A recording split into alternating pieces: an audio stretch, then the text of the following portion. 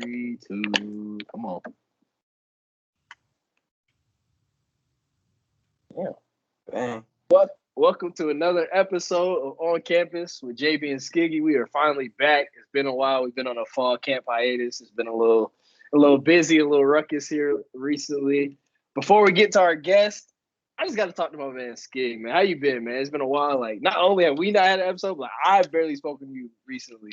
Yeah, man, it's been a long camp, man. I ain't had time to do nothing really. But Get a haircut. we done chopped it up a couple times, just throughout. But we ain't been able to talk like on our daily basis how we usually do. Facts. And then, as promised, coming back for his part 2, this man is here wearing his own gear, his own hat. It's a pretty cool hat, not gonna lie, but it's a subtle flex, so we'll take it. Troy Pride Jr., cornerback of the Carolina Panthers, man. How you been? Man, I'm wonderful. It's a prototype, you feel me? So it's you're not gonna find it in stores yet. My mom's working on the details, et cetera, et cetera. But I'm happy to be here, happy to talk some football. And Skig, I missed you last time, so we're gonna kick it this time.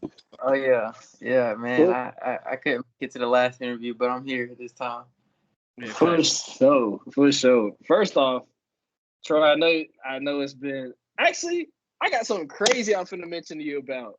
We had talked about this like about 2 years ago about how Tyler Vaughns is like one of the most slept on receivers in the country a while ago. Bro, I know it looked bad. I know it do. But some of his most OD IG picks come from you and coverage on him, man. Yo, I mean, low key. He always do the craziest shit against you. Like, have you ever noticed that? Like low key, and I'm like, I've talked about him being a good receiver. I respect his game. This, that, and the third. But yeah, it's wild. Like the only touchdown I gave up in 2018 was to him on a post that we played wrong. Number one. Then you talk about 2019. I'm thinking a whistle blew in the red zone and he catches another touchdown that's pretty spectacular, one hand type, and I'm like, okay, whatever. Now, great coverage, solid coverage. I was expecting a little bit of help from somewhere. I don't want to talk through too many coverages. But yeah, another one-handed joint. I'm like, yo, come on. Like I'm raking the ball out. And then my leg goes out. So it's whatever. I got to see him about that because, I got a little bit of beef from now on. Bro, he be posting you. But this one was the worst because, like, you was hurt and he got you in the background laying on the ground. I was like, damn. I'm saying, like, I seen it too and I was like, all right, whatever. Like, it's just motivation. You feel me? But, yeah, it was kind of, it was low-key disrespectful. I'm really going to, like, take that, like, during my rehab. And you feel me? I think we play Indianapolis hopefully next year. So, if he there, we can rock out for real. It's up. Yeah, that's personal from that point. Just because it's been this, USC, like we beat them, et cetera, et cetera. They little bro, all this and the third. But yeah, like this one-on-one battle that I'm having is starting to get annoying for real. And I'm gonna rectify the situation. You got no choice. Bro, Ski, like you just gotta go through his IG and like his coldest picks are like with Troy and coverage, bro. That shit is crazy. like for real, like some real. It's like, all right, like they're great pictures, blah blah blah, great catches. He went up for one on some crazy third down joint. But man, I'm gonna, like I said, when I see him, like I said, it's smoke because I can't keep having this. Shoot. Speaking of your injury, you just, I don't know if everyone knows, but you tore your ACL, which is crazy because it's one of those things like you never think about. Like I was in meetings one day. Next I come out of meetings and I've got like 45, 50 messages from people, notifications from every single social media outlet I have talking about, so you see what happened to Troy? You see what just happened to your boy? I was like, what you mean? I go in there, dude, and tore his ACL. Or, you look at it, you're like, yeah, he probably tore his ACL. So, like, my heart just dropped and sank into my stomach. Because, like, for me, like, I don't really care about – obviously, I care about you playing well and stuff, but you want to know, like, how people are going to handle that kind of adversity and things of that nature. And we're talking about you, Troy Pride, is the same guy who, when you first got to college, we have a group message. When you would have a bad game, we wouldn't hear from you for weeks. That type of deal. And now it's been really cool to see how you've handled it really well. I mean, for example, like we've been talking in the group message about, what you're gonna add to your little scooter that you ride around on and stuff. So like that's been the best thing for me to see from your injuries, to see how you've handled it, and to see the maturity you have, and just talk to us about the whole situation, what was going through your mind when it happened, after it happened, and just talk to us about that a little bit. I mean, candidly, what was going through my mind, am I gonna play football again for real? Like, and that's a reality that you got to face, and that's tough as a man to even think about that. If you ever gonna play football again, but with like I said, my dedication, my determination, et cetera, I mean, I pretty much detailed a comprehensive list of things that I need to do to get myself back on the field, to get myself back on the field better than ever, to get myself back on the field ready to dominate for real. Like, it's really like I said, it takes something traumatic to kind of really awaken that like inner being that you have. And for me, this is gonna be it. Like sitting back, watching all my teammates and everybody go through a whole season without me. Not being able to be in the game, not being able to do exactly what I do, what I love, what I've done for consecutive years to this point. It's tough, but like I think this is a point that truly like, and everyone says it. You'll be back better than ever. Everyone says that, like, you'll be back better than ever. But like, I'm gonna actually put into the process the way to get back better than ever and be better. Like, not even who I don't want to be who I was pre-injury. I wasn't satisfied with who I was pre-injury. I want to be way better. And that's from it's so detailed. I got it so set up to where like, man, like I'm holding myself accountable each and every day. That like, all right, like is like true 1% with my knee, with my mind, with my spirituality, with my technique, with like muscle memory reps, like everything's so detailed that like I mean it's just the finishing product is going to be something that is truly spectacular, and that's just a goal in mind, and every single day is a day to continue that. So, and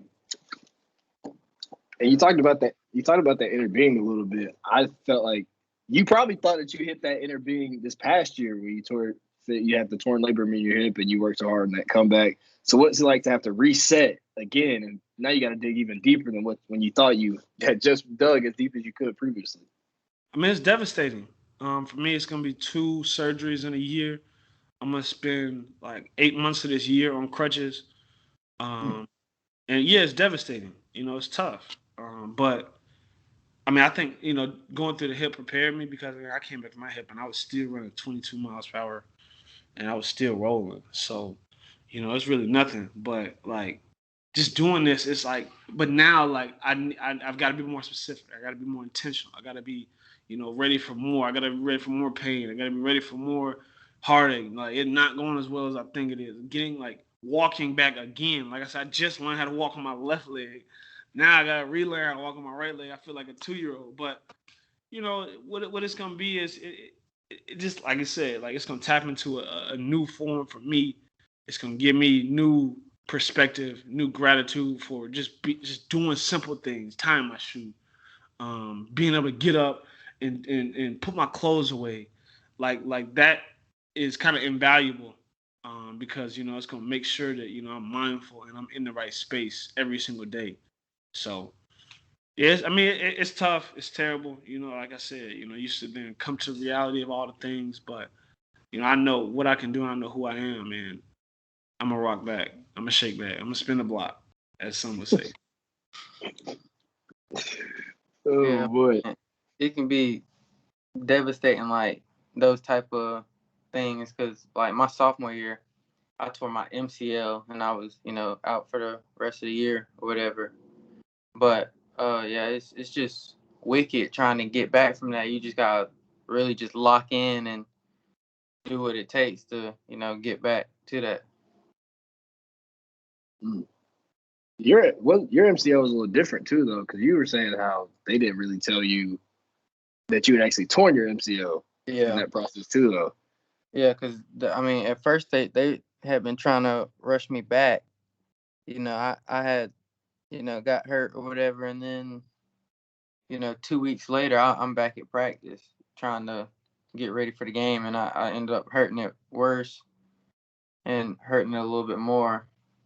And like my knee was messed up all the way up until I left state. Because when I did my exit exam, I told the doctor, I was like, yeah, I still have a little bit of problems in my knee or whatever. He literally looked at my leg and he's like, is it that one? I was like, yeah. How'd you know? He's like, I can literally just tell by like looking at it that leg right there ain't as strong as that one because it's nowhere near as defined.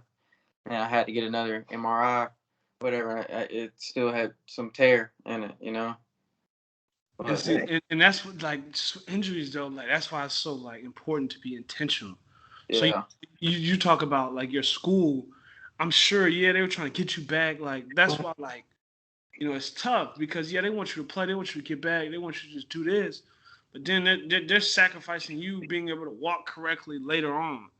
And for Mm-hmm. me, like that's paramount. Like yeah, I want to come back, like I said, with better walking mechanics than I ever had. I want to come up with better running mechanics than I ever had. I want to be able to feel that like I feel normal, I feel safe, and I feel good. Because yeah, I've heard so many of those like teams or especially in college, like I mean young dudes. Yes, sir. They'll get you like yeah, just come back like for a quick 5 months. You just out 5 months, sure, you'll be ready for uh fall camp. And it's like dang, like it's tough, but me being professional, it's like yeah, I gotta be specifically intentional. I don't be on my phone while I'm at rehab because I know that like every single exercise matters to making my knee the way it's supposed to be. So Have you noticed a difference between like the professional athletic staffs and college? Not as far as like obviously not as far as their what they know and stuff, but in college, like we talked about, is literally next man up mentality, or we're just gonna get you back as fast as you can so you can help us. We don't care if that's you being at 75% or 100%. We just want you back on the field.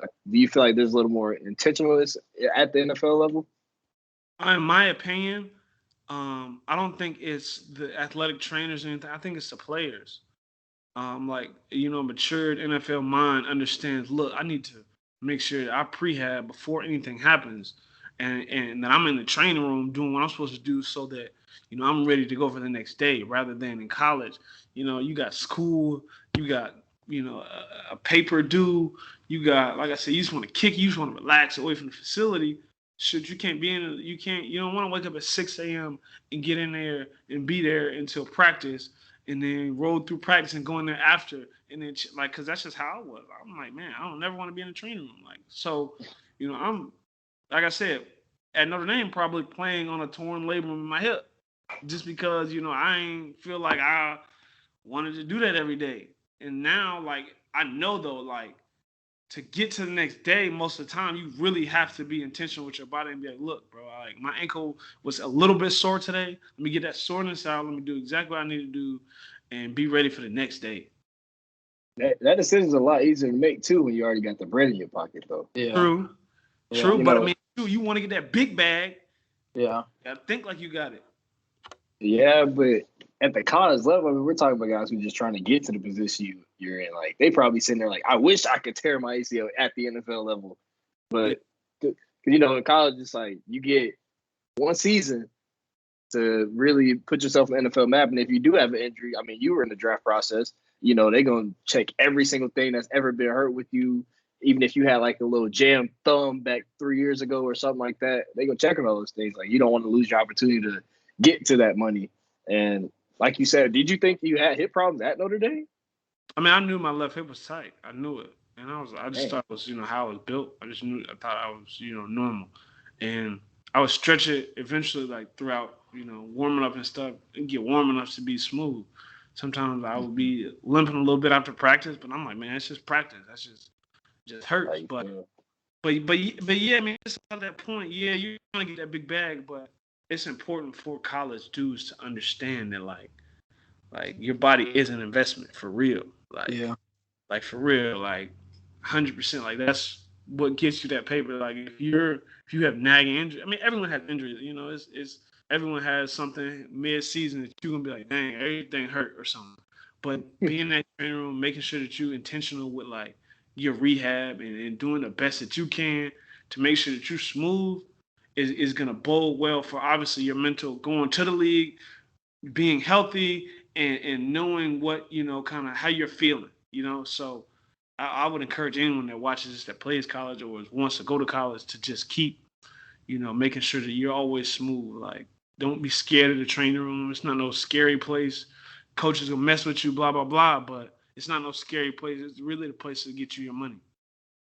Yeah, and that's a thing. Like you said, coach is gonna mess with you because they talk a bunch Reckless. of shit. Reckless. Like you being in the training room, especially on the college level. I don't know how it is in the pros, but I mean, I know some guys they go to the training room and then coaches will come through and be like, "Dang, you're always in here," or some slick shit like that, And that be making other people not want to go, even though they be hurting, stuff like that.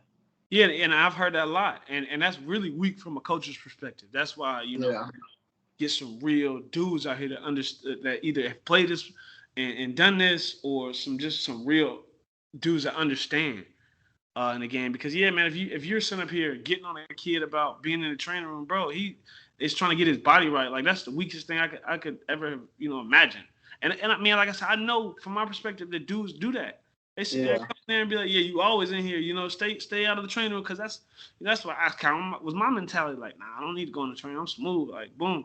Yeah. But man, just like I said, if you getting your body right, man, that's your investment. You putting into your investment. You making sure that you smooth so that you can rock out.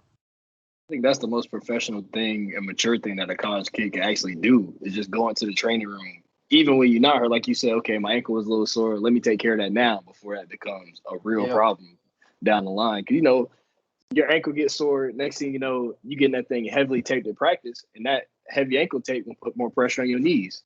They don't teach you those kind of things. They don't think like that. Yeah, and then you got tubs, you got ice tubs, you got like all that stuff like helps like a lot. I'm telling you, like I used to contrast before every game because it's just getting my body back right. And it's just gonna help you, to succeed. So, but like I said, when dudes sitting here talking down on the training room, now, well, I don't want to be in there because coach coming there, he gonna mess with me. That's weak. But change that. That narrative needs to change immediately. That's speaking of coaches talking crazy. You're not at Notre Dame anymore, so you don't gotta talk crazy about it. But I'm saying, I just want to know what's the wildest thing a coach has ever said to you. Like, what's the most out of pocket thing a coach has ever said to you? You don't got to name or nothing. Oh, gee. Like I said, I've been through my moments now. Let me see. Yo. Skig, you can answer this too. Bro, I already know what I'm going to say. I heard Listen. Okay, so listen. It was this day. It was a Thursday.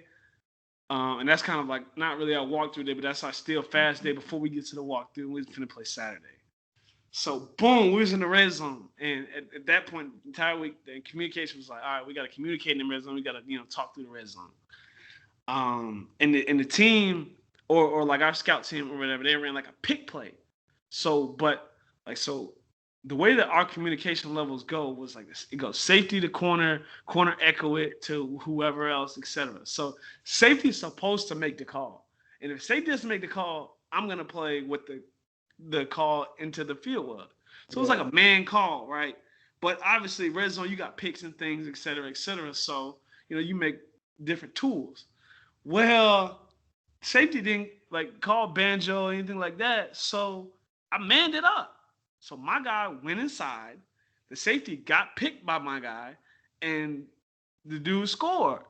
So then coach come to me, just a coach, any coach, come to me and was like, why don't you make the lead call? And I'm like, what you talking about? Like, I'm like looking like I know who, like what the line of communications is.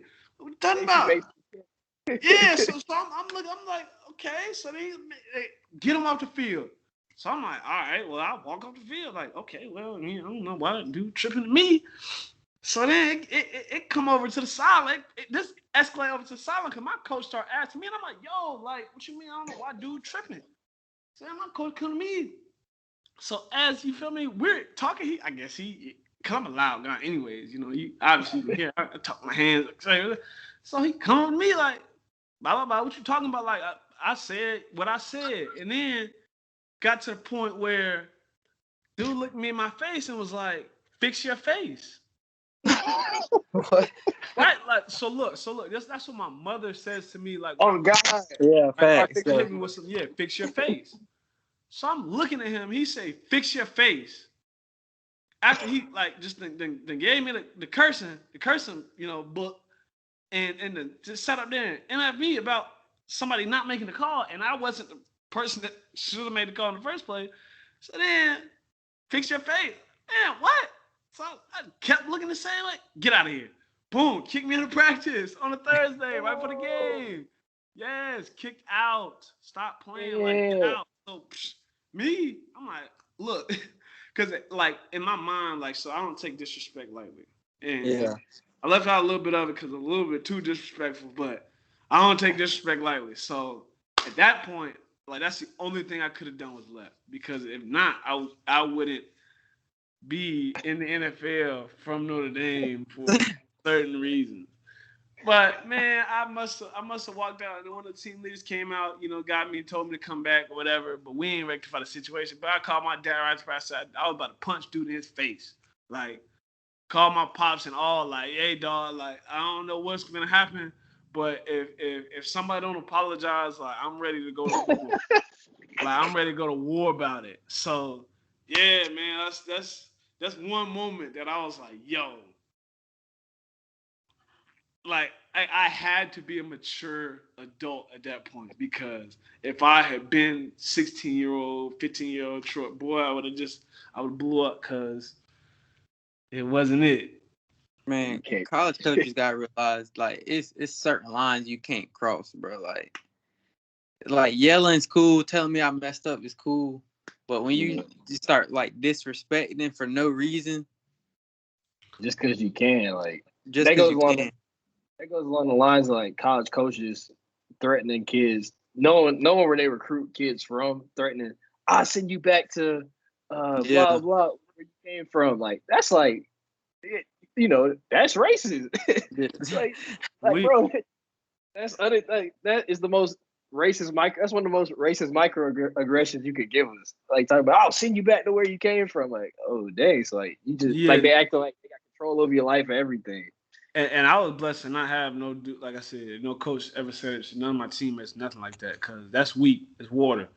But I mean, I was also blessed to have one of the best dudes that I met as a coach, and that's Clark Lee, for real. Like you talk about a respect level that's set and met all days of the week. Mad at you if you mess up 8 plays in a row. He gonna give you the same respect level and be the same dude the whole time, and just a teacher of the game and life. Man, Coach Lee, like I said, one of the best dudes I've ever met, and like, just blessed to even be like in his tutelage at the game, because man, the dude was legit. Sciggy, time for your story, man. Man, mine ain't even that long, but like it's OD. Like, I can't say what school it happened at. You feel me? But dude, it ain't happened to me, but it's the wildest thing I've seen. Dude mess up on a little play. I think we in like one of our quarters coverages, miscommunication, guy flies by him. Coach say, that was trash. Matter of fact, that was worse than trash. I could have put a trash can out here and it could have did a better job than you. So, Yo, that ain't even it though. That's not even it. All right. Folks legit grabs a trash can, puts it at safety, and this is what he said, bro. He said, I kid you not, I swear to God, he said, see, at least when that trash can mess up, it's fucking free. But when you mess up, it costs us X amount of dollars. Dude said the tuition price. I was like, oh my God. Okay, yeah. Like, but see, I feel like that's still teetering. Like, that's wild for sure. But that's teetering like funny. Like, I'll be in the back rolling. Oh, bro, when I tell you everybody was geeking, bro, like, holy. Hey, he should have just went home after that, bro. Yeah, you can't bro. get back. Yeah.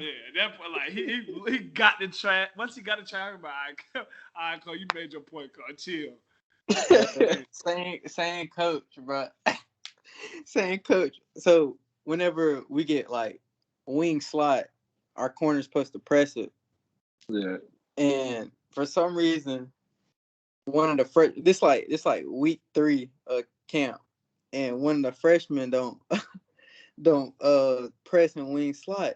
Keep in mind, Coach had been telling them whole camp like press and wing slot every day we in film. He not doing it, but dude sees it on film.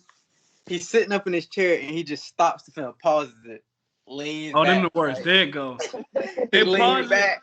If you know it's your play, them the worst. He laid back in the chair, pointed the laser. He said, "What's that right there?" Folks say, "Wing slot." Without turning the laser off, he points the laser to the ground. Says, "Give me 50 up downs." So while we in a meeting, going through the other plays, dudes over there doing up down. Yo, Coach say, "I don't know what's so hard about pressing and wing slot. I could literally go get a kid out of a random class, and if I tell him to press and wing slot, he'll do it. And I pay you yada yada amount a year, and you still won't do it." So that school just like I said, looking at that money and like, hey, man. Hey. I done heard some wild stories, bro. Like just seeing stuff. I don't think I have like a wild one, but y'all, I don't know if y'all know, but our first game is this upcoming Saturday, and we play. You know, I'm going back to play at North Greenfield, and let's just say that I've been hearing my name in rooms that I'm not in. So just know that. Hold up, though, JB. Pause now. You got a blank though. Hold up, JB. Pause now, because remember when I went back to Riverside, and my name was spoken down upon. Heavily. That's what I'm saying. So it's like that type. Is your comeuppance. It's that type of energy. It's like, bro, I'm hearing my names in rooms that I'm not in, so I don't like that. Man, just you got a blank. You ain't got no choice. I had the chant go down on my name. So they had F.U. Troy Pride going back in high school. Yeah, I ain't never seen Troy so T, and he was making plays that day too. That was the worst part of that. I was sitting there, I was like, he's talking to the coaches on our sideline. I'm talking like, dang, this dude don't care. Troy's talking reckless to our his old head coach too. I was like, yo, and I'm low key on the sideline like, yeah, get at him. Bro, we gonna lose anyway. So I'm like, yeah, get on the Troy. It got bad. It got bad at the reservation. I ain't gonna lie. I might be on that type of time this week. I'm trying not to be, because at first, like, I was chilling with the the returns. Like, okay, it's cool. It's just another football game. It is what it is. Go back, see my old teammates, yada yada. Then I just start hearing, coaching staff that don't coach me no more saying some slick shit. It's like, oh, okay, so we're gonna act like I didn't grade out at like a 94 every single game when I was there. But let's be honest. Like, let's be honest here. Like, I left because I elevated. So, all right, okay. Like, but I've been checking out though. So, what matchup are you looking forward to when you head back? What you mean? Like, I mean, I don't really care about the players on the field. Like, it's personal with the staff. Like, it's beef with the staff for real. You ain't had no receiver that was always just annoying all the time, and now like you really get to play him, and it's really time to dog him for real. Like, you knew you would have dogged him if you played him, but now you like get a chance to play him. I mean, you ain't got games, but do you have that?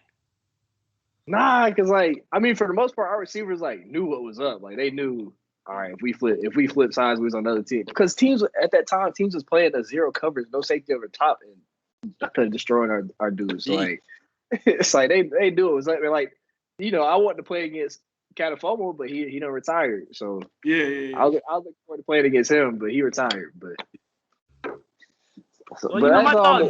my dog Dre still holding you down. So we know I know he is. I'm like, I've been telling him, like, hey bro, like don't just be thinking shit gonna be sweet, because that boy will make you look silly. He gonna skate. Just keep 8 in the box and let JB go man. Bro, if we win, just know if I get a 5 pick, the Instagram post will be going up. Oh yeah, you got to keep my name out your mouth. But that's all I'm gonna say on that. Back to you, Skig.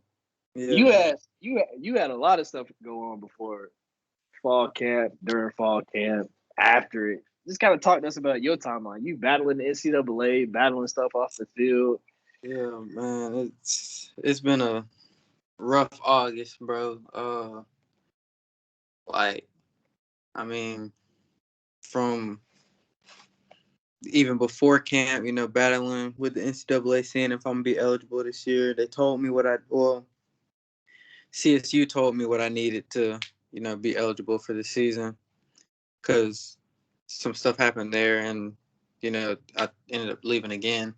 Whatever, I talked about that in an earlier episode, but so I get to Mercer, and I'm like, still, I'm practicing. I go through all the camp.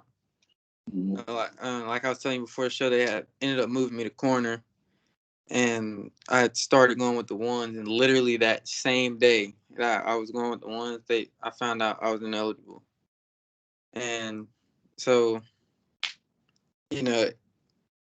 earlier that week, I lost a good friend of mine.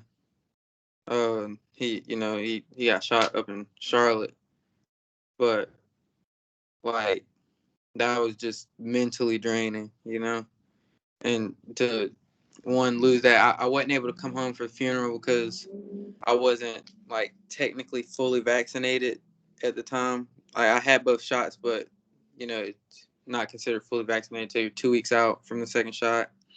And I was like a week and like 4 days, and so I wasn't able to come home for the funeral. If I would have went home, I would have had to quarantine for 10 days and get tested, all that stuff like that. And I would miss the rest of camp.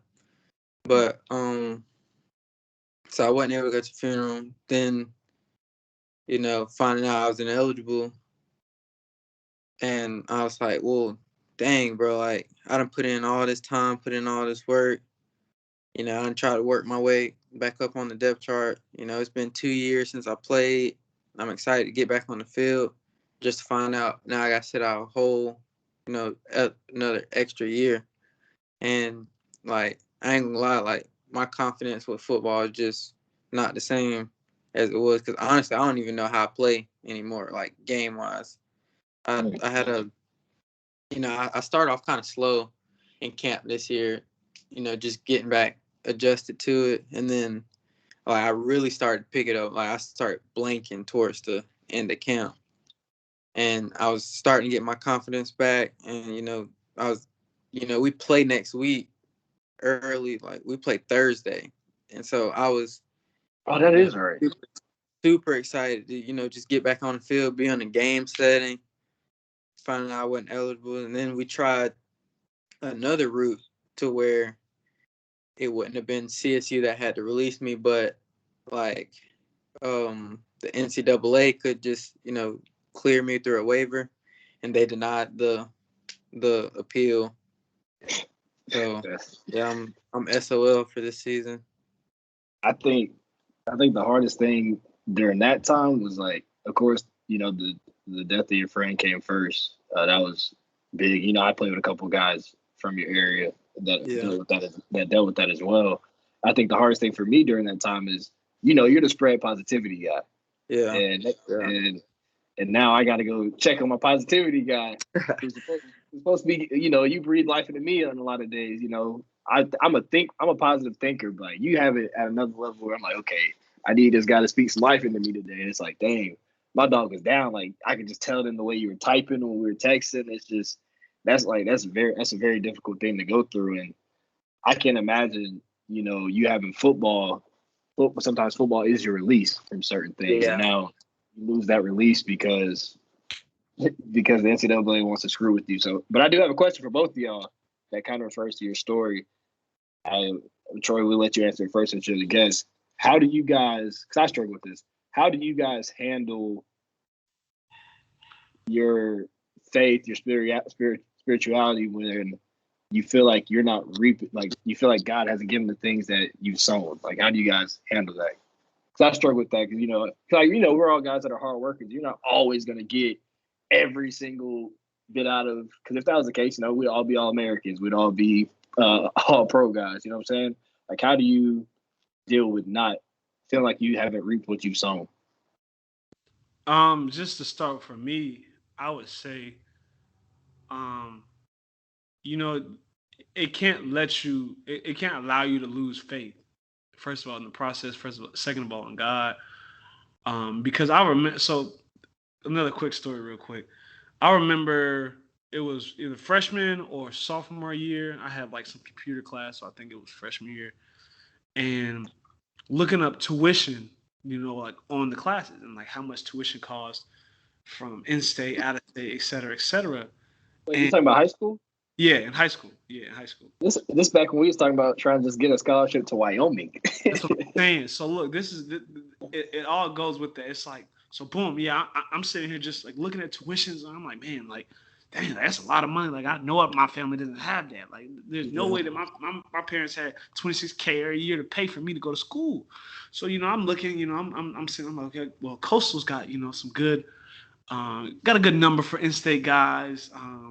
Hopefully, I could probably get on the track team. If my times get down, I was like that was what I was worried about. Like track, get my times down, get a scholarship to Coastal, and basically kind of praying for that. Like kind of like trying to be a Coastal Chandelier, whatever their mascot is. But like that's what I wanted to do for real. Like I wanted that was like if God had blessed me, He would have let me go to Coastal and let me do what I do and run track, et cetera, et cetera.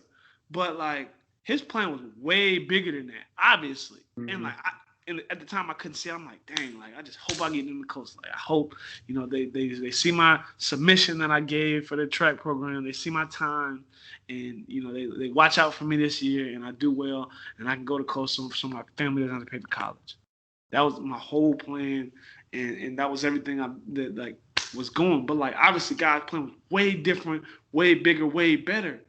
And that's just kind of, how we have to understand things that like whatever you want, like you can want something so bad, but like it's not right for you. Like it's not, it's not either the right timing or it's not where you will flourish your best.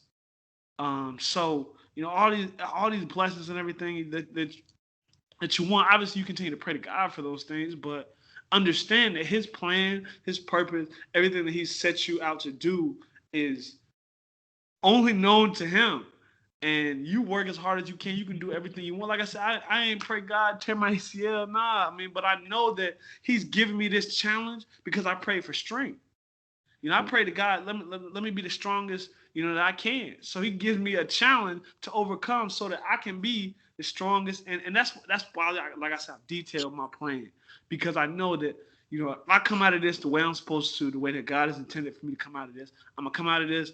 It's time to go all pro. It's time to do everything I'm supposed to do, and it's time to get the 30 for 30s rolling in a minute. And even if that isn't the case, I know that God is preparing me to get the strength that I need to glorify His name in the thing that I love. So that's just kind of how my mindset on it is. That's kind of like what I think about that situation of me wanting to go to Coastal. And man, I went to Notre Dame, and it's different. Like, so. I also got to let people know that God ain't go. It ain't always gonna work out like that. Like we go run track, end up playing football at Notre Dame as a 4-star.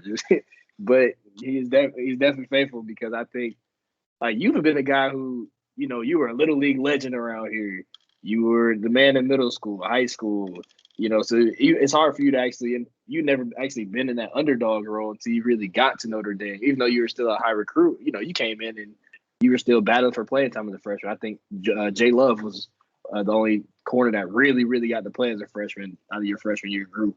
So that, I'm sure that was a lot of growth for you, and like you needed that. You didn't know you needed it, and you went through some hard times mentally, but it's gotten you to the place where you are now, where you can actually handle this ACL injury or that labrum injury as well as you've handled it. Because I don't think 2 years ago, if this happened 2 or 3 years ago, or when you were in college, I don't think you would have handled it well. It would have derailed a lot of you, because like you were so focused on football. Like I feel like you hadn't realized your worth outside of football. Yeah, like how impactful you are as a person, everything.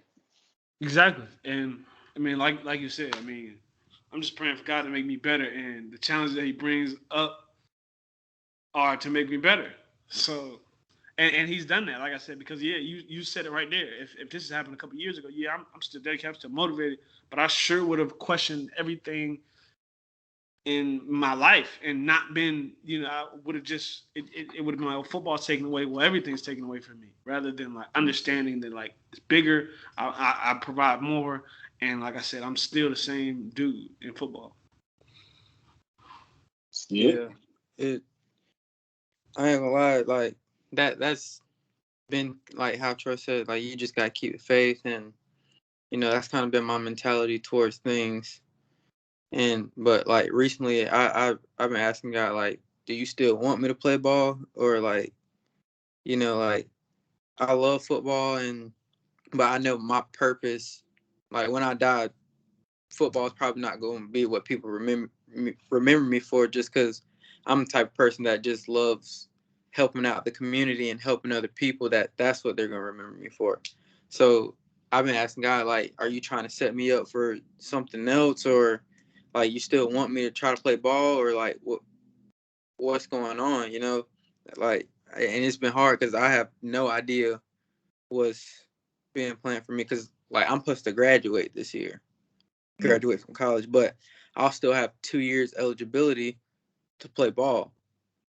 So I mean, it's just been a weird little process these past couple weeks. I just been trying to sit down and figure things out, and I've been trying to plan accordingly with what's going on in my life and prepare for the next step if football does end up folding, or God ends up telling me like like that's not what my plan is for you, focus on something else.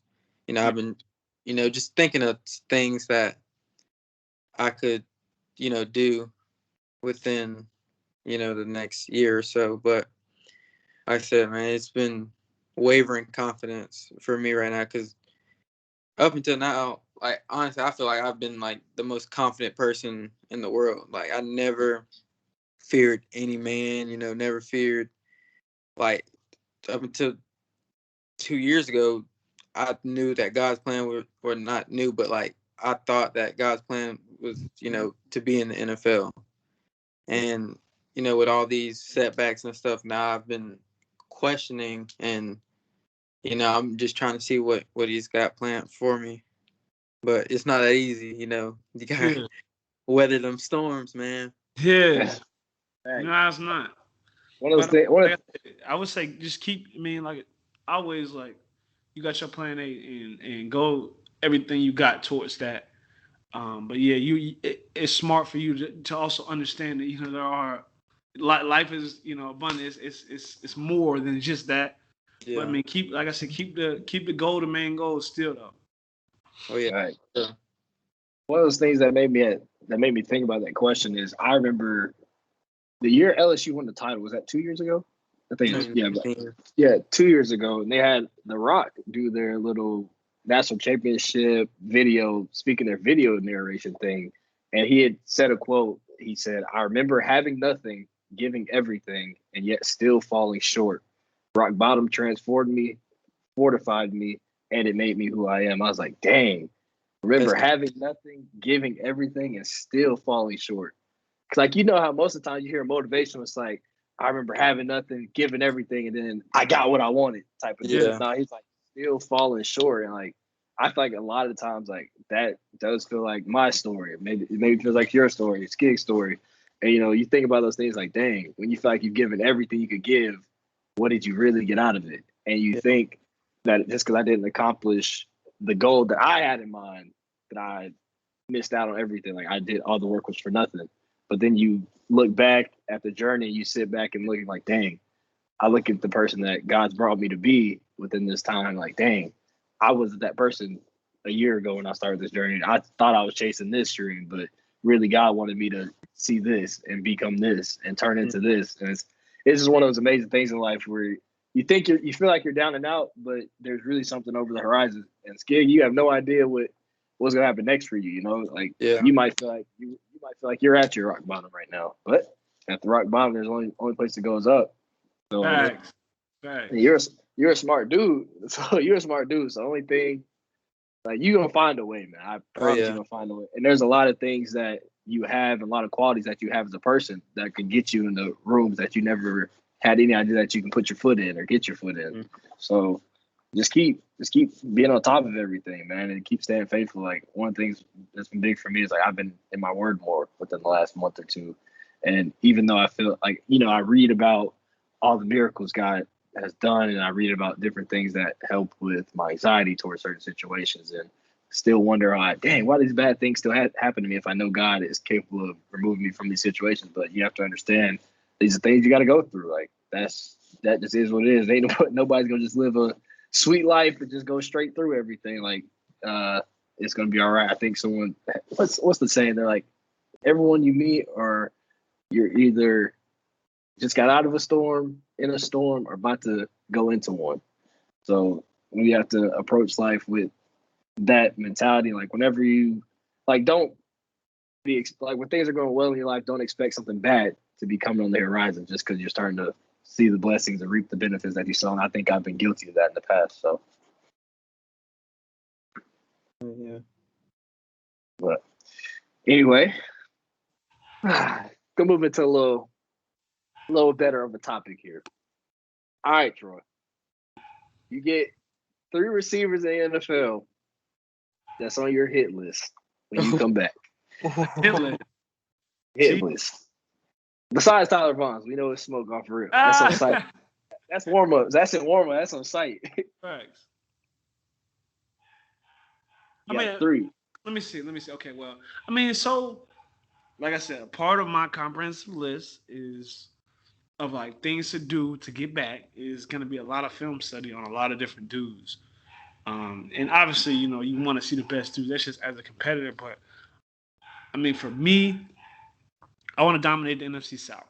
That's the 6 games we played. Those are, probably the most important, and obviously playoff contention being, suited well for that. And it's just going to be studying the 1, 2, and 3 guy from each team, like a full, like not just a couple notes, like I want like a full page of like either keys, tendencies, what to look for, what to be on watch for, what formations they like, when they like to catch it, when they like to like what's their go-to move when they do, are they loose with the football after they catch it, et cetera, et cetera. Like I'm talking about like comprehensive studying of the dudes that I'm gonna see twice a year, and being on top of that. Like obviously you got your best, you got C. Red, you got Mike Evans, you got Chris Godwin. Like those, like I'm talking about guys that are like are probably gonna be there next year.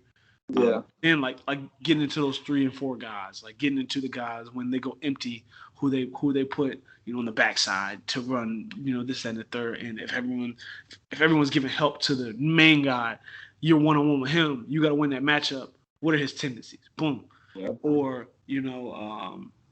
just all that. I mean, and then you talk about the Saints too. You got Marquez Callaway that's balling out. Like he's rising up. Like so. Like I said, I got to make sure I know him. I got to make sure if Michael Thomas not playing, or if someone's on Michael Thomas, or shoot, if I'm on Michael Thomas, I know what he's gonna do. I know what the number 2 is gonna do. I know what number 3 is gonna do, and I'm just ready for that. Like that's like my elevation.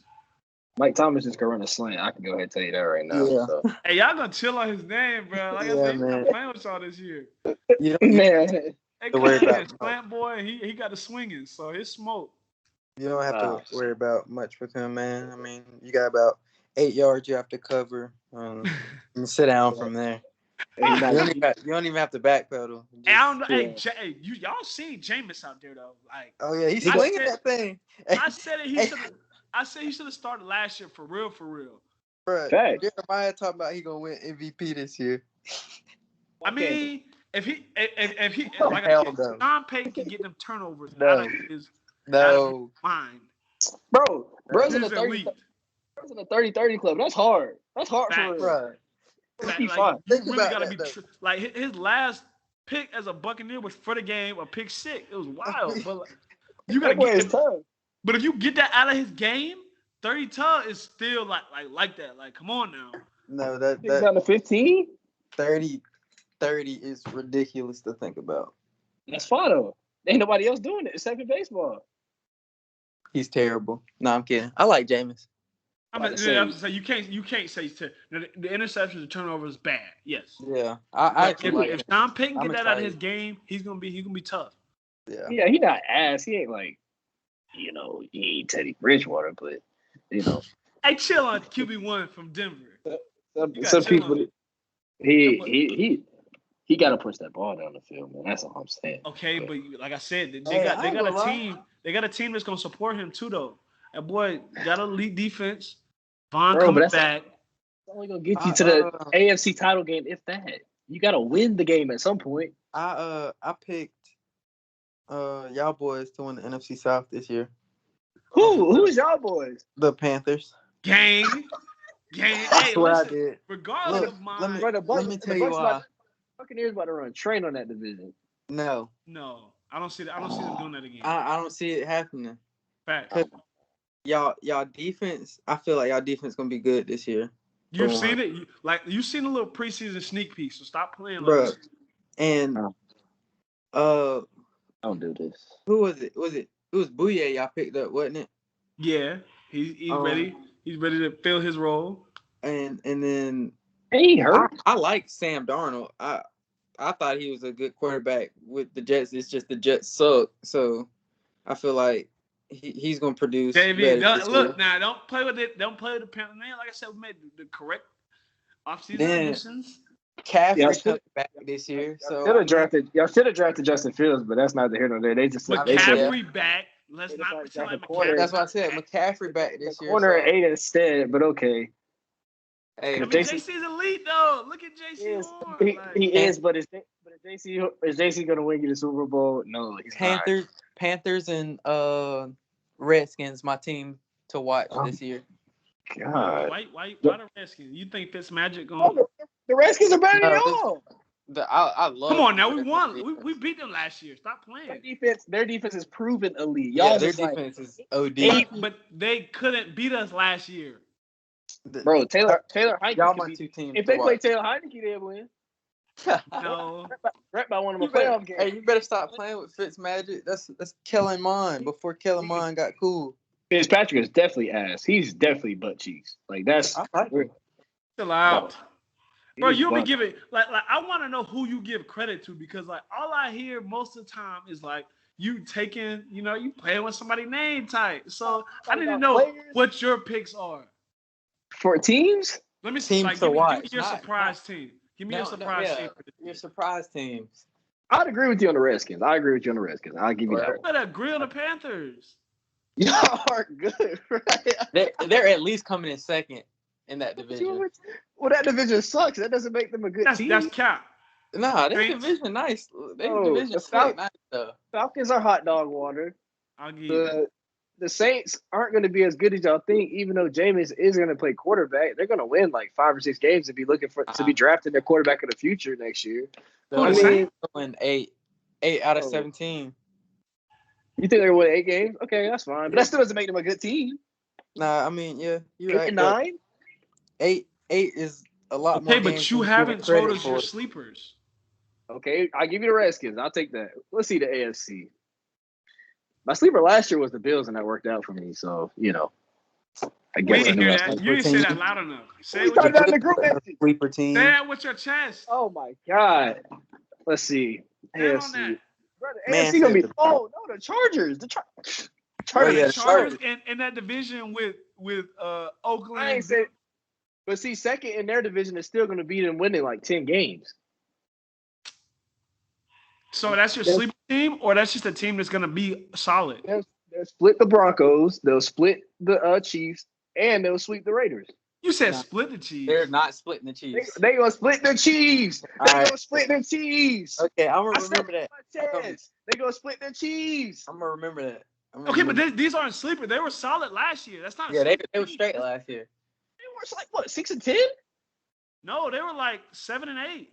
Yeah, I thought they finished 7 and 9. Top 10 draft pick. They just picked Rashawn Slater. Who? Yeah, they picked Rashawn Slater. Stop tweaking. He went top 10. I mean, once Herbert took over, that's when they started balling for real. Oh my God! So he can't. Oh, they're getting Derwin back, but still, they were still a solid team last year. Like, let's not cap. They weren't trash. Well, the Raiders are definitely ass, so they won't be a sleeper team. The AFC is pretty clear cut, though. I mean, Chiefs, Ravens. It's not like the Browns are going to be good again. Steelers aren't going to be good because They weren't good last year. They just the biggest fluke season I've ever seen in my life. Big Ben is hot dog water now, so that's a wrap. They're gonna be looking for a quarterback in the future. And it ain't Dwayne Haskins, I know that. So hey, you seen that boy had a 2-point quarterback rating? They had to put it back in the second. Yeah, they said, hey, bro, you gotta go fix that, bro. Go back in there. Into that little thing, right. So you go get you a tug, cause no. Yeah, that's over with. The Bengals aren't going to be good because they drafted Jamar Chase, who he's a good receiver, but I don't understand this whole idea that he didn't create separation in college, so he's not going to create separation. His separation is like in the air separation. It's not like he's like Anquan Bolden. I give him that, but he's not going to change your whole roster, change your team. They think he got to be tougher to be. Anquan was strong. Like Anquan was like. You don't think Jamar Chase is strong? Did you see? I wasn't saying but giving him Anquan was like that. Like he was tough. I was talking to DK. We were working out one day, and I had asked him who the best receiver he ever covered. He was like, I asked him if it was Jamar Chase. He was like, nah, honestly, Justin Jefferson. And he's like, but the difference is Jamar Chase is like ridiculously strong. Like, bro, he's bodying you. Like he is bodying you. Oh. Yeah. But see, like the AFC teams don't really have sleeper teams. Like the AFC is like either teams that made the playoffs last year, and then the teams that didn't make it, I would probably say they won't make it again this year. Like it's pretty simple. Like who am I put my money on? The Jets? I can't say the Colts because they're a good team already. Yeah, the Colts gonna suck though. I don't have faith in Carson Wentz to save my life. They could be a sleeper team. That could be a sleeper team. They had Phillip Rivers last year and they made the playoffs. Like, come on, they're gonna be a good team again. That's a good football. That's a well-built football team. I'm putting my faith in Tua. I know that for a fact. Oh, the money on Tua? Tua going up. That's for sure. Great. and I'm gonna always put my money on Cam Newton. Oh, for sure. As long as he don't get COVID, we good. Go ahead and get the little vaccine, my guy. Call it a day. So are you on campus advocating for the vaccine, Mr. Jeremiah Bogan? I've already got it. I already got the vaccine. Yeah, this is a vaccinated group of people here. Hey, man. Y'all not about to be playing with my money and none of that. No, sir. I don't really care. I really don't. Like, vaccinated or not, but I got vaccinated, so I wouldn't have to take any more tests and wear a mask around the facilities. Mm-hmm. But I mean, I don't see harm. I don't see what the big deal is. Like why people just won't get it. Man, but people talking about they don't trust the government and everything. But I mean, you have all the chickenpox shots. You have all every shot in you got all these shots in your body right now. Yeah. Everybody's a scientist. Everybody sort of is a scientist. This is completely off topic, and we've been off topic. Who y'all got tonight in the fight, man? Does Jake Paul have another surprise dub inside? Yo, is he fighting tonight? Yeah, brother. He fighting Woodley tonight. No. I got Woodley because he talked about that man mama. Hey, that boy ain't going for that. If Tyrone Woodley get knocked out or if he loses this fight, listen, he's not going for that. He brought his mama into this. Bro, UFC's done for if he loses. Bro, if he loses, he's getting excommunicated from the black community. Like, yeah, because he a legit champion. Like, hey Troy, if you could box one player in the NFL, who would it be? Like a box one player? Like you want to throw hands on one player in it. Like y'all got to step in the ring. Dang, let me see. I know you got beef with somebody.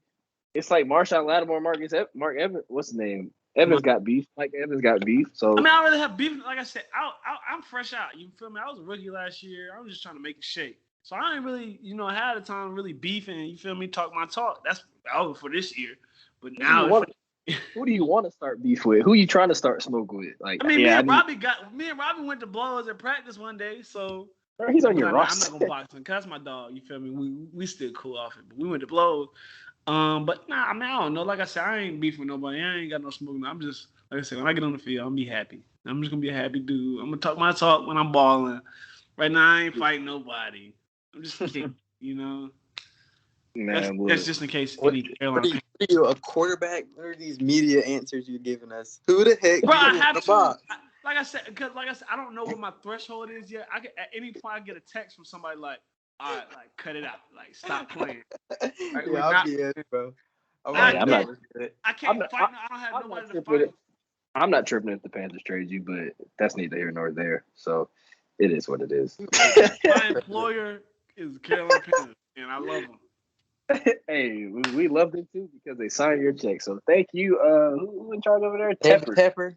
Yes, got sir. Dobrik. Hey, that's the man, the myth, and legend. Hey, did you Tell see him what he said the other day? Or it might have been yesterday. He said that when he was talking to Steve Smith, he cursed on air. And they were like, Steve Smith was like, yeah, you know they're going to find you, right? He's like, I can afford it. hey, Steve Smith been in the booth tweaking. I don't know if y'all watched it. Yeah, bro, he was wild, bro. I was actually a little upset about that. Like the fact that he was like obviously he knows the game, he knows, the process of preseason and how dudes get cut. So Joey obviously wasn't having his best day. He hasn't had his best day. He, like Cedric said, he already felt it from the media. He felt the pressure. He missed a kick. Joey slide. Yeah. I don't care about the damn kicker. I'm just saying though, but like he got on there basically like with his family and everybody watching, it was like, yeah, he's cut. You feel me? His day's over. He's done. That's it for him. Blah blah blah. They're not letting him kick. Like the cameras on him. The situation. Like bro, like just you feel me? Wish the man well. Don't sit up there and pray on his downfall. And that's all he did. And I ain't like that. That was weak to me. Especially since the other dude hit that long field goal, like his first field goal since 2015. Yeah, and it was from like 54 or 58, something wild like that. Yeah, he hit it. And like, he had already said, like, if he makes this, he's got a chance to make this team. Yeah. Well, he made it. Then Joey missed one after that. And it was kind of like, at that point, see, he just went on a barrage. Like, yeah. He was Bro, it was, but like if his family watching, bro, I really pull up on him, like, yo, like, what's the beat? Like, you got an issue, you got a problem, because for real, like, you over here talking, like, you mess with this man money on live TV. Right. You pay, you good. There ain't no reason for you to sit there and chat on that man's name like that. He did that for views. But that's what they knew what they were getting into, and they hired him though. But he wasn't on that. It balls. I remember because I was watching and I was like, "Damn, like he kind of chill. Like I guess he, you feel me, done matured up and all that talking that he be doing just went by the wayside." And like that chat, because really, he known as a dude that chat. And I'm thinking as an announcer now, he understands the game, understands the preseason, et cetera, et cetera. But they must have said, "Look, we didn't get enough hot topics and viewers, so you got to turn it up a notch." Yeah. And he did. And man, look, y'all mad because bro missed the kick. I'm not mad. I mean, it's the game. That's how the game goes. I mean, that's my dog. You feel me? We played together last year. He missed the kick. He got to make it. It's a performance-based business. But, like, for you to just sit there and speculate on his name the whole time, like, bro, go talk about something else. Come on. Hey, I will rock with the Panthers as my sleeper team when they start PJ Walker because I think he can get y'all to the playoffs. That's just my opinion. PJ tough. Hey, PJ is lit. Like, PJ is better than Sam Darnold. PJ tough. I'm messing with PJ. Yeah, you think PJ Walker isn't? You don't think he's better than Sam Darnold? Like, you don't think he could take the offense further than Darnold can? I'll have to see both of them in like I don't know, man. I can't. PJ might not have a rocket arm or crazy arm talent, but I know he's not gonna fuck up. Not gonna do no crazy. Sam Darnold be doing some wild stuff out there. He was playing for the Jets. He didn't have no choice. True. Okay. But yeah, I don't see Zach Wilson out there doing no crazy stuff like that. Zach Wilson is not good to me. That's a different team, though. Did he have Sam had Gase? The roster is the same. He don't got no weapons. He got Elijah Moore. That's it. Cat. They got Corey Davis. He buns. First round pick. You think Corey Davis? He's not even a top 15 receiver in the NFL. Well, first of all, Sam didn't have him. Corey Davis played for the Titans, and they run the ball 75 times a game, and they play. That'll mean your yards per catch can't be like 20 a pop. No, that's not a scheme for a guy like him. I care about the yards per catch number. In a scheme like that, it's how much you get each catch. He couldn't run routes. He was just I fast. think That's his I mean, well, it takes time to build your game in the league. Gosh, you expect him to just be all well He's together? 6. What are we talking about? man thought he was gonna be Justin Jefferson. I mean, he got drafted top 10 just because he could run fast out of Central Michigan, and he was just absolutely He holding was at people. Western. He was at Western. Western Michigan, even worse. Whatever. They were tough too. he was holding people whatever weak conference that was. They thought he was well, this guy's going to be a game changer. Like Ack or something. Yeah. Okay, but that is still more weapons than Sam had though, and Zach got a little bit of talent. I'm still studying what he be having going on, but we gonna, like I said, we gonna see because they gonna see us week 1, or shoot, they're not gonna see me, but they gonna see them week 1. I got Sunday tickets, so I'll be watching every snap. So I can't wait to start texting y'all when it. Oh my god, yeah, I can't wait for that. We gotta get like a week 1 picks. Then we gotta see who you got. Who played week 1? Let's go through right now. Cowboys, Bucks. Cowboys. Bucks. You got a Cowboys? I'm gonna go Bucks. I'm fucking with you. I'm gonna write this down right now. Yeah, right. Make the list. Cowboys, Bucks. Y'all take it. We all taking the Buccaneers. Yeah. All right. Cool. Because they're better than the Panthers, so I take them too. Okay. 49ers, Lions. That's an easy one. Trey area. Let's go with the Niners. Okay, but who you got starting? Jimmy G's gonna start week 1, but it should be Trey Lance. Yeah, it's gonna be Jimmy. Coaches like to put their jobs on the line for scrub quarterbacks for whatever reason in this league. So it is what it is. That's not there nor there. Cardinals, Titans. Ooh. Cards. Really? Buda Baker stopping Derrick Henry. He's stopping Derrick Henry? I got Titans. Nah, he's not stopping him, but I like Earl Thomas. Titans with Julio too? A fresh Julio, because this is week 1 Julio. I like Cardinals. Oh yeah, it's the Julio that's actually gonna play the whole game. Julio. Yeah. He'll play week 1 for sure. I'll take that. I'm gonna say this is the year that Ryan Tannehill starts tweaking again. So I'm gonna go Cardinals. Yeah. Wow. I like a team that run the football, that know they can run the football, and against another team's will, they're gonna get a dub. Troy's with the Titans there. Okay. Whew. Teams that you wish you could play for 500. Sorry. Chargers versus Washington. See, he's speculating. Depend on QB situation, but I'm gonna still lock in with Washington. I got the Chargers. Stop playing. He's right there though. You know Washington. That's my sleeper team. Dang, but that defense. Hold on, that defense. That's what I'm saying. But the Chargers just fortified the offensive line a little bit better. So, bro, I'm gonna say the score of this game, total, the over under for this game is gonna be less than 30. I'm gonna go under 30. It's either gonna be super low scoring or super high scoring. That's how this game feels. True. What you mean high score? High score for Washington? Who gonna score the touchdowns? Well, the Chargers defense ain't too hot no more. Or DJ's back. Never mind. Yeah, they got Darren, they got Sante, they got Joey. Back. Yeah, that's 3 picks. That's 3 picks right there. Never mind. I might have to make a switch on that. I like the Chargers though. I ain't gonna I'll rock with the Chargers that week. But that's tough. It's gonna be tough against Washington defense, but still, I got the Chargers. Chargers unanimous. Jags and Texas. Oh God, that's the ugliest football. That might be the 2 worst. Hey, I'm taking the Jags, man. Texas has the worst roster I've seen in like 10 years. I'm taking. Who's the Texans starting quarterback right now? I don't know that. I couldn't tell you. Oh yeah, Tyrod Taylor. It is. Yep. Okay, but is Deshaun out or Deshaun's about to go to Miami? Like because of his legal issues, is he not playing football? He's not playing. He's not. Yeah. Okay, so you got Tyrod. I like Jacksonville. I'm gonna go with. I'm gonna go with the Texans because Urban Meyer be doing some tweaking things, and I think he's gonna lose his very first game in the NFL. Sounds like I'm the controversial one over here. So when my picks are right, y'all just come back to me and let me know that I'm right. Oh, we will definitely post these when the week one comes.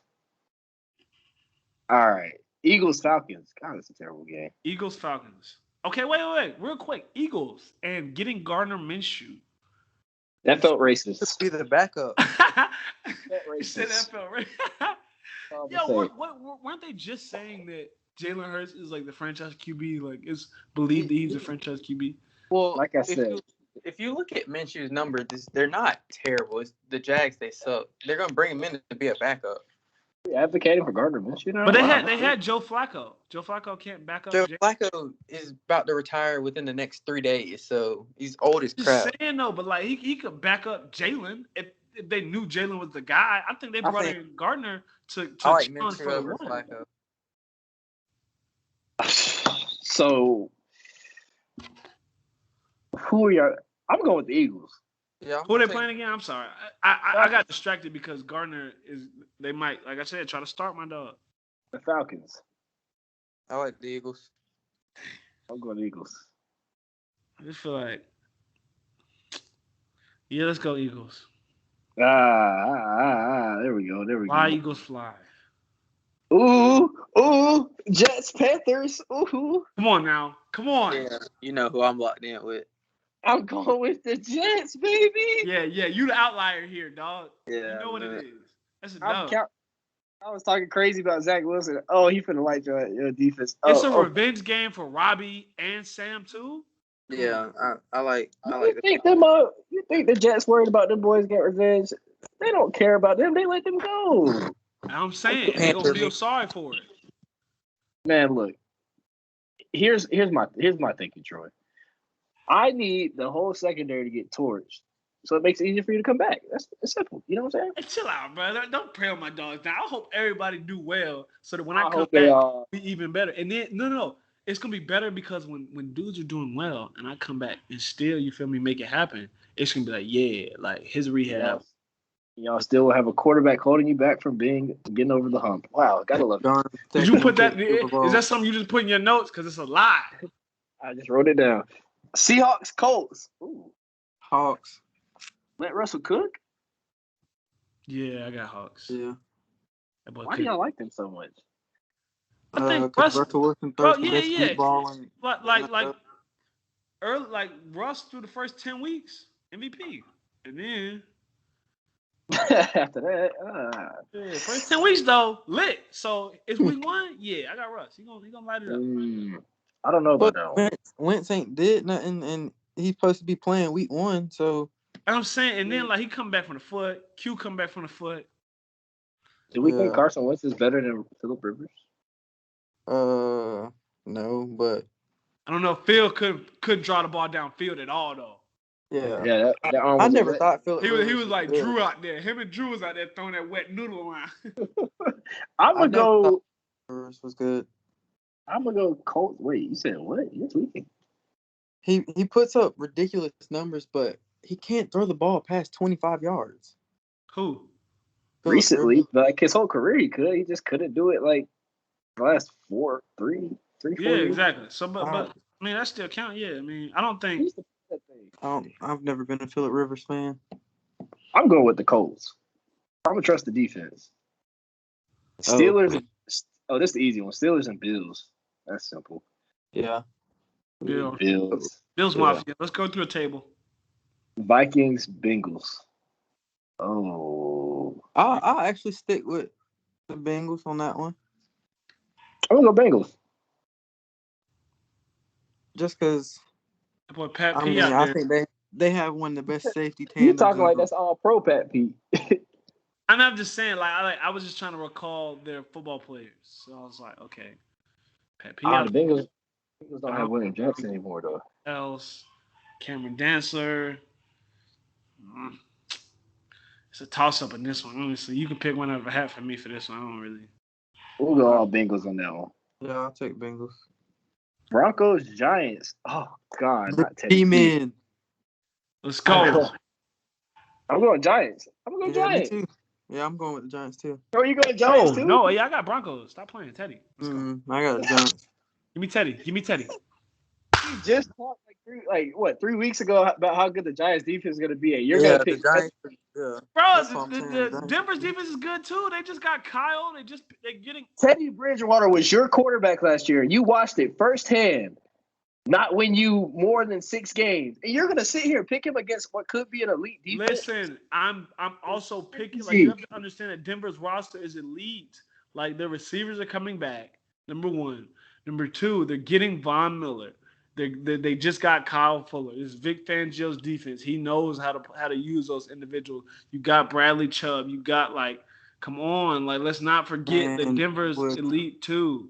With all Simmons over top of everything. Stop playing. With all that, made a really good point that it'll only be a 14-point loss for them. I don't know. He might have sold me on the Broncos right now. Nah, I'm sticking with the Giants. You're going. I don't know about that one. I don't know what else. In the Giants, like I said, we did talk about how elite their secondary is, and they've got a well-rounded defense for sure. But I like Denver's to make more plays on the football. And my boy coming back this year, say quads. Yeah, he's not. But you got to come back gingerly. I don't think he come back with fury. They're not about to give him 20, 25 touches the first game. He probably get 10 to 15. You got to ease him into it. Yeah, you got to think about that. That's running back too. He got to get hit every play near his legs. Yeah, and their quarterback's Daniel Jones. That's a fuck no for me. Browns and Chiefs. Daniel proven year though. Browns and Chiefs week 1. Yeah, bro. I'm taking the Chiefs, but that's gonna be a good one. Yeah, come on, give me the Chiefs. But yeah, I want Odell to go off. He come back from the knee too. Yeah. I want to see the Browns with Odell, Jarvis, all their weapons in a pot together. They got, and that boy Daniel Peoples-Jones been tough too. Yeah, he had a good year. You told me he was buzzing in college. Well, he was, but yeah, let's be honest. You watch the film, he was, but he was wearing big cleats. You know what I'm saying that boy came into the NFL. That's what I'm saying. It don't matter what you do in college. You come to the NFL, you get in the right system, you lit.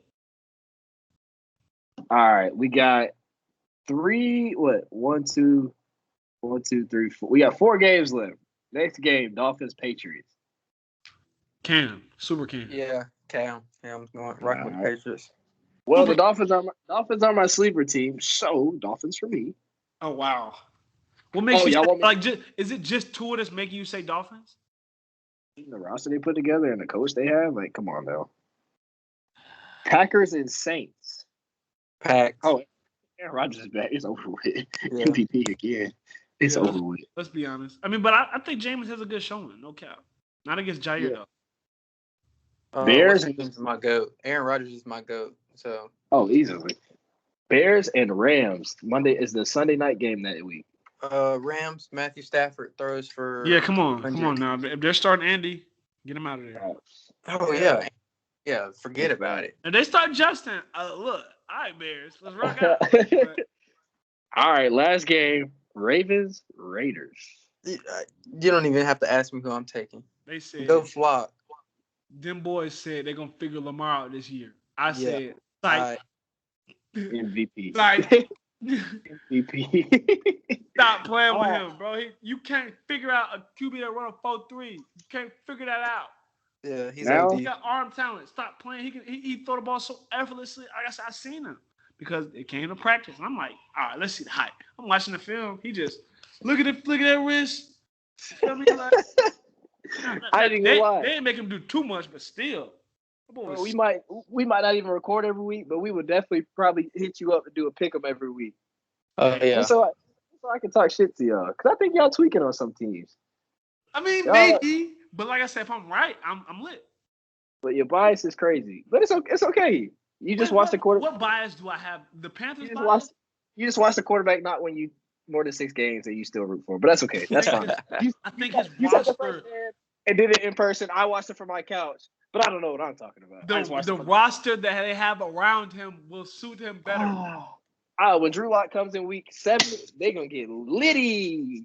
Super Bowl. I don't know. Like I said, that might have shot his confidence for real because he sounded sad in his presser. Dog sound mature. Let my dog live. He gonna cook. Just wait on it. But folks, he honestly should take a little bit of Teddy game though, because Drew don't be reading nothing. Teddy read too much. Learn a little bit of that. Hold on a little bit type of energy. Just hold it. I'm saying, just hold it in the water. Yeah, he need to just hold it in the water. Like James said, you feel me? Be Bruce Wayne till you got to be Batman. Yeah, James also said eat W, so I'm not listening to whatever he said. That was wild. If I was in the huddle, I'm like, hey, bro, go back in the locker room real quick and take a time. Like he licked his fingers, so I'm not listening to anything that come out of him. I root for him though. That's a W. Let's eat one. I was like, bro, go back in there and go get checked by the officials. I mean, the team. I do root for all black quarterbacks though. It's like Teddy B. I'm still rooting for you. I just, you just don't believe in him. I do not at all. Like period. Not even a little bit. Like I got to pick when Denver come up. I guess I'm gonna make sure that everybody give me my credit when I'm right. If I go, I don't foresee going undefeated in this week 1, but if I do. Nah, you definitely not going undefeated week 1. You pick the Cardinals are definitely beating the Titans. I'm gonna call that one early. People be upset when the Titans lose. Go start 0-1. Traded for Julio and thought everything was sweet. It ain't gonna be sweet. You got them boys messed up. That defense is boo boo. They were 32nd in the league. Yeah, you got Caleb Farley and Elijah Molden. I love Elijah Molden, but they're not saving him. You seen what they did in the preseason game, and they deep against the Bucks. Stop playing with them, bro. Come on, 3 points. You playing with me? That's what you're doing. You playing with me. Week one. We all gonna be a little similar in our picks. But I think once season starts going through, you're gonna start to see some variety. So this could get interesting. I like this idea. We're gonna do the pickups every week. Exactly. We're gonna see who actually be seeing it and who just be playing. Well, I don't want to be an asshole, but I'm the only one actually playing out of you two right now. so y'all will be seeing it. I'm be seeing. Like I said, the couch vibe is gonna be immaculate. You might as well buy a Sunday ticket. I think they give it to us. Oh, I'm gonna use your account. You know what I'm saying? That's crazy. They only let you log in one at a time on Sunday ticket. Like they be serious about that, Joe. Yeah, I think you told me that one time. Anyway, folks, that is another episode of On Campus with JB and Scig featuring Troy Pride. We might have him become a regular here at ATB. We hope you guys have a safe week. We don't know when we'll see you again as the football season gets busy. Scig, get us out of here. Facts. Wrap it up. Appreciate everybody listening, and I'm glad I got to talk to y'all boys, man. You know the motto. Peace and love to everybody, dog. Yes, sir.